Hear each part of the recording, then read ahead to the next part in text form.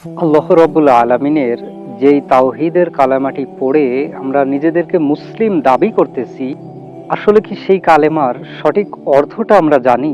সঠিক অর্থটা কি আমরা বুঝি? নবী সাল্লাল্লাহু আলাইহি ওয়াসাল্লাম যেই মানুষদেরকে দাওয়াত দিচ্ছিলেন, সেই মানুষরা কিন্তু আল্লাহকে অবিশ্বাস করত না। তারা আল্লাহ যে একজন এটাও তারা মানত। আল্লাহ যে রিজিক দাতা এটাও তারা মানত। আল্লাহ যে হায়াতের মালিক এটাও তারা মানত। আল্লাহ যে রিজিকের মালিক, আল্লাহ মৃত্যুর মালিক, এগুলো সমস্ত কিছুই তারা মানত। কিন্তু ওই মানুষদেরকে যখন রাসূল বলতেন যে ইয়া আইয়ুহান নাস, হে মানুষ, কুলু লা ইলাহা ইল্লাল্লাহ তুফলিহু, তোমরা শুধু বলো লা ইলাহা ইল্লাল্লাহ, তোমরা সফল হয়ে যাবে। কিন্তু ওই মানুষগুলো তখন বলতো না, বরং ইয়াস্তাকবিরু, তারা অহংকার প্রদর্শন করত। তো তারা কেন বলে না? কারণ তারা লা ইলাহা ইল্লাল্লাহর সঠিক অর্থটা বোঝে। তারা বুঝে লা ইলাহা ইল্লাল্লাহ বলে নাই। আর আমি আপনি যেই মুসলিম এখন আছি, আমরা লা ইলাহা ইল্লাল্লাহ বলি, এটা না বুঝে বলি। লা ইলাহা ইল্লাল্লাহ বলি, কিন্তু লা ইলাহা ইল্লাল্লাহর কিছুই বুঝি না, কিছুই জানি না। তো আমরা লা ইলাহা ইল্লাল্লাহর কোন অর্থটা বুঝি?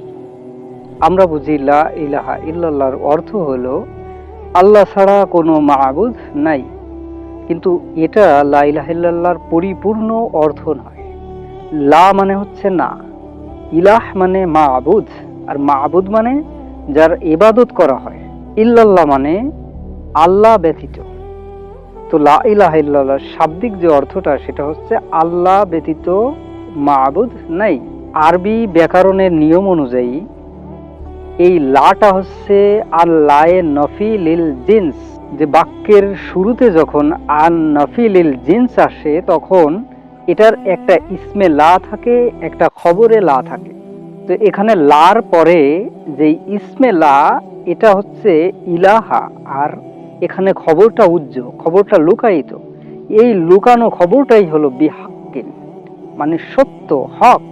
তো আরবি ব্যাকরণের নিয়ম অনুযায়ী লা ইলাহা ইল্লাল্লাহর অর্থ হলো লা মা'বুদা বিহাক্কিন ইল্লাল্লাহ, যে আল্লাহ ছাড়া সত্য কোনো মা'বুদ নাই।